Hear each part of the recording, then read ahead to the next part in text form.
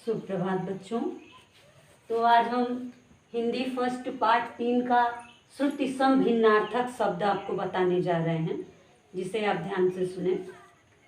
श्रुति का अर्थ है सुनना, सम का अर्थ है समान और भिन्नार्थक का अर्थ है अलग। इस तरह से इसका मतलब हुआ कि सुनने में समान लेकिन अर्थ में भिन्न। सुनने में समान लेकिन अर्थ में भिन्न, वे शब्द क्या कहलाते हैं? श्रुति सम भिन्नार्थक शब्द। वे शब्द श्रुति सम भिन्नार्थक शब्द कहलाते हैं।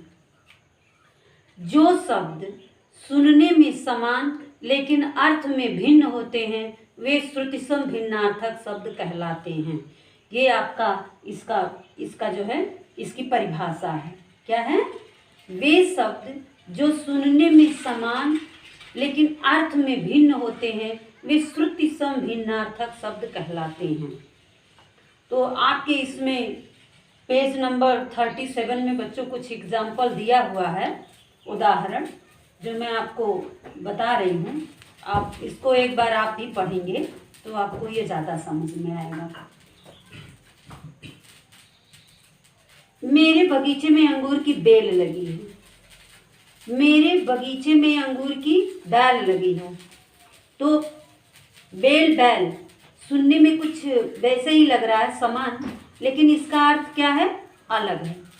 बेल वह है जो एक लता होती है, जो कि पेड़ पर चढ़ाई जाती है, और बैल होता है जो खेती किसानी के काम आता है, खेत जोतने के काम आता है, एक पशु है, तो वो है बैल।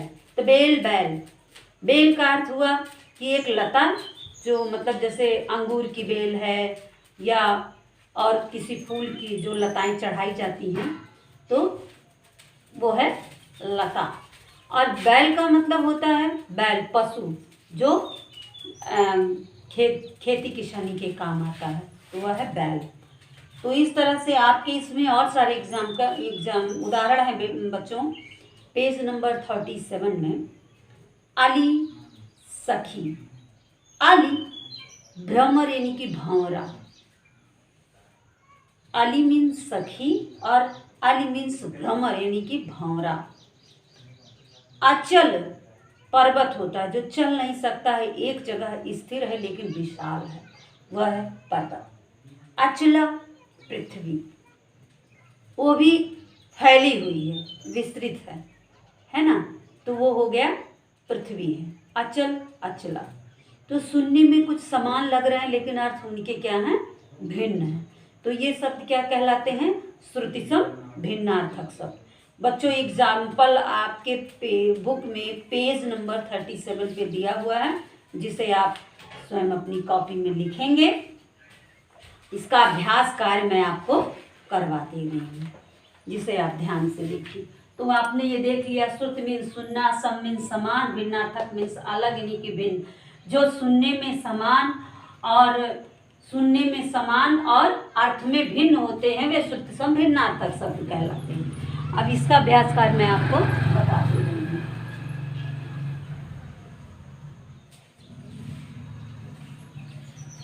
इसकी परिभाषा आप लिख लें बच्चों।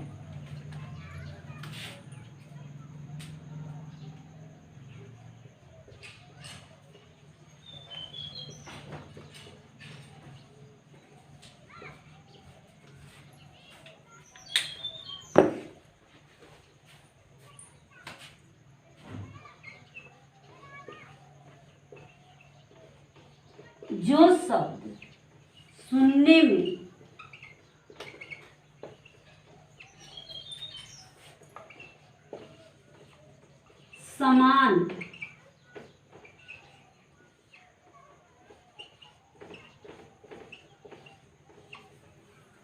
समान लगते हैं परंतु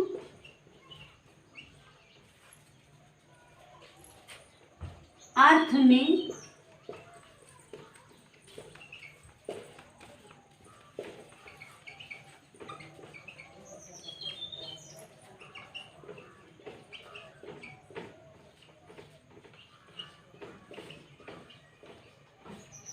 अर्थ में भिन्न होते हैं उन्हें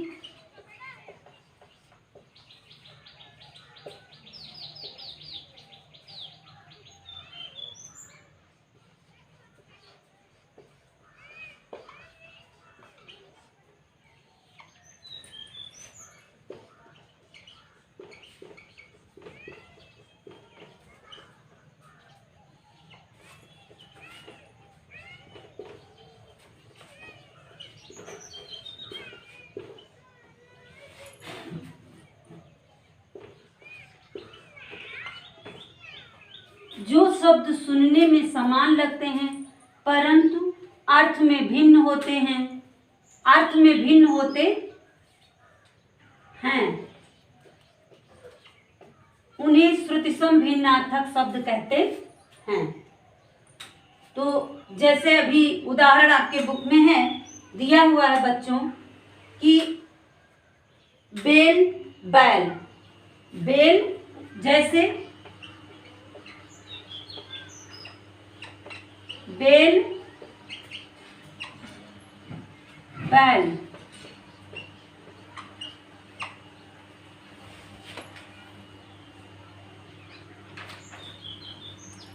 तो बेल का मतलब होता है लता, इसका अर्थ है लता, और इसका अर्थ है पशु। तो ये देखो अर्थ अलग है इसका, तो ये है श्रुतिसम भिन्नार्थक शब्द, यानी कि जो है बेल और बैल में अंतर है। इस तरह से एग्जाम्पल आपके पेज नंबर 37, 38 पे दिए हुए हैं, जिसे आप लिखेंगे। अब मैं आपको इसका अभ्यास कार्य बता रही हूँ। तो ये बच्चों आपका इसका डिफिनीशन जो आप अपनी कॉपी में लिखेंगे।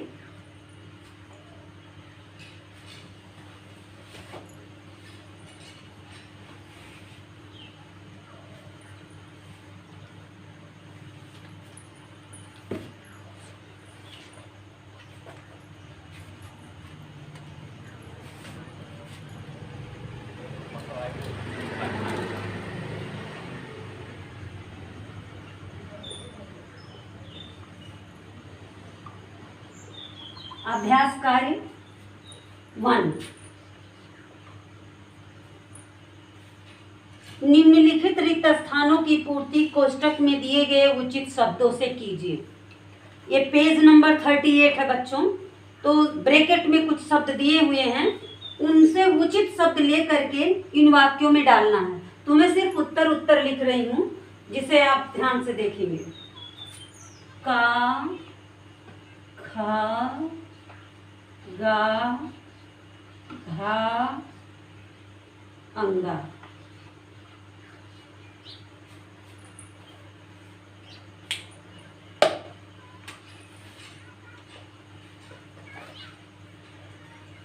खाने के साथ यदि अचार, वहां दो शब्द दिया हुआ बच्चों, आचार और अचार।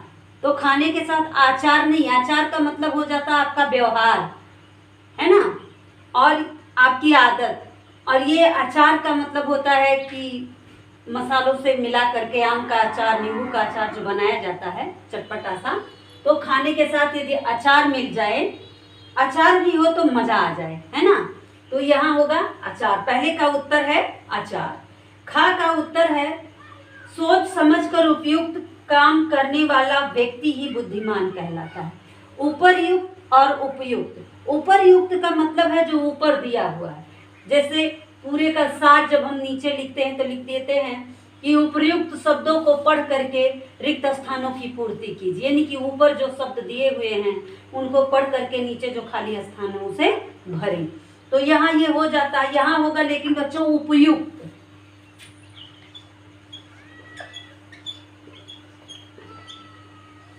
उपयुक्त। गा का उत्तर है जीवन में उन्नत करने के लिए लक्ष्य निर्धारित करके कर्म करो।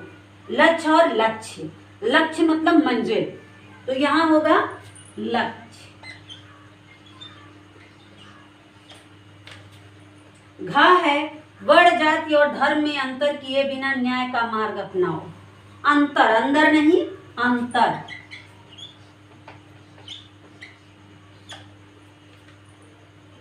अंगा है रामचरितमानस अवधी भाषा में लिखी गई है। अवधि मतलब समय होता है, अवधि मतलब भाषा है, तो यहां हो जाएगा अवधि। तो देखिए बच्चों, यहाँ सुनने में सम लग रहा है लेकिन अर्थ में भिन्न है। तो ये है आपका पहला अभ्यास अंगा तक। अब इधर देखिए,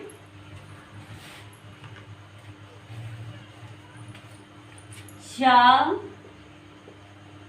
छा, जा, झा, इया।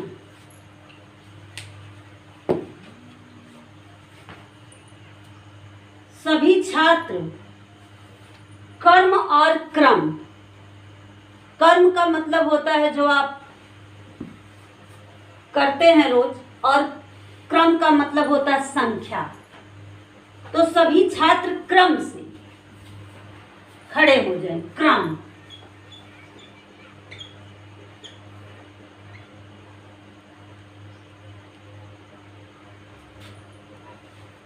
छह है सभी लोग संग मिलकर कार्य करें तो उन्नत संभव है। संघ, संघ मतलब बच्चों संस्था हो जाती है, तो संघ का मतलब एक अलग चीज हो जाता है ना।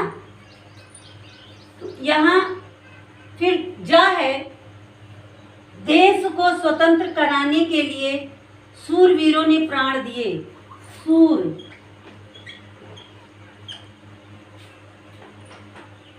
झ है बसंत का मौसम आते ही अली फूलों पर मड़नाने लगते हैं।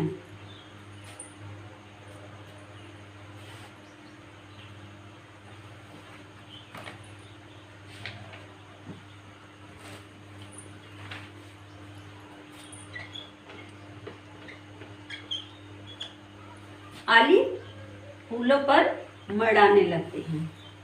यह है चाहे प्राण चले जाएं पर अन्याय का साथ मत दो। अन्याय, तो बच्चों ये आपका पहला अभ्यास कार्य है। श्रुति सम भिन्नार्थक का पहला अभ्यास कार्य आपका ये है। आप ये आपका उत्तर है, ये खाली स्थान में आप इसे भरेंगे, उसके बाद कॉपी पर लिखेंगे। पहले किताब में भरेंगे फिर कॉपी पर लिखेंगे। अब दूसरा अभ्यास कार्य भी आप देखें।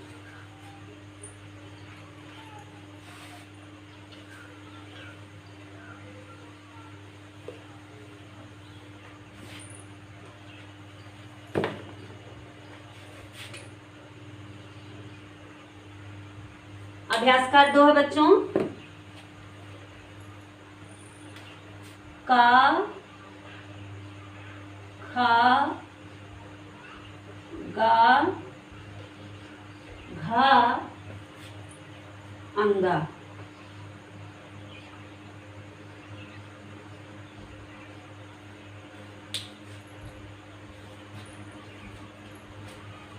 निम्नलिखित रिक्त स्थानों की पूर्ति कोष्टक में दिए गए उचित शब्दों द्वारा कीजिए।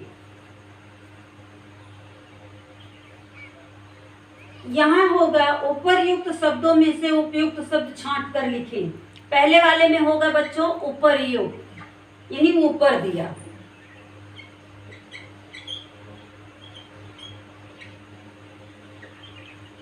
उपरयुक्त, फिर होगा उपयुक्त।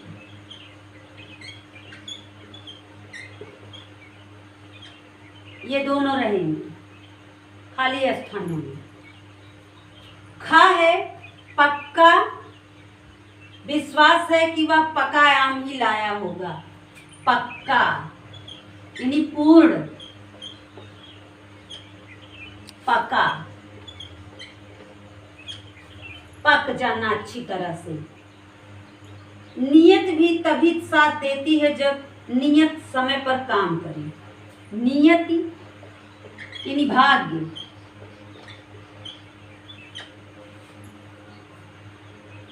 और नियत समय, निश्चित समय, निश्चित। ये नियत मीन्स भाग्य और नियत मीन्स समय।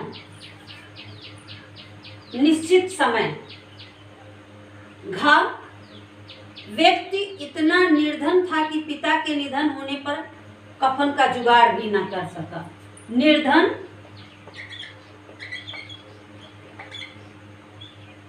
मतलब गरीब, निधन मीन्स मृत्यु।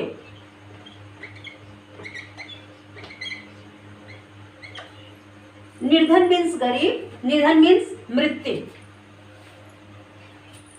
अंदर, बाहर बैठो या अंदर, क्या अंतर पड़ता है? अंदर, अंतर।